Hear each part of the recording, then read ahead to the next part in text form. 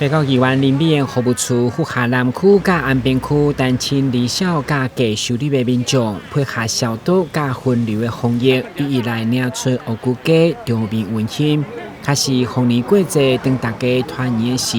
有一寡经济弱势家庭特别需要社会关心。所以，议员林美燕结合淡市妇女联合会、空间慈善爱心协会甲中华救济慈善会，已经连续8档。每档拢募集了1000份的爱心理财，使人感动。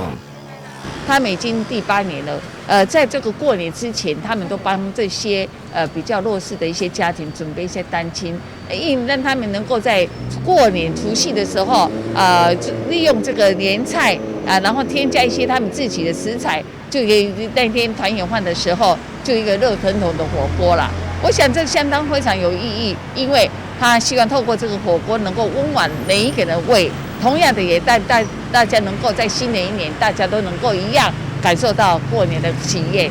林美燕表示，每一档年菜送到民众手中，看到因欢喜的笑容，都让人感觉做这代志真正真有意义。也代表将爱心真正送到需要的人手中。小局表示，政府力量有限，感谢民间的资源到小庭。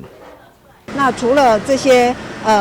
低收入户之外，对于边缘户，我们也都透过这些民间的资源来做及时的一个协助跟帮忙。那像今天我们就非常感谢议员结合我们的妇女会，还有我们抗黄金基金会，还有中华九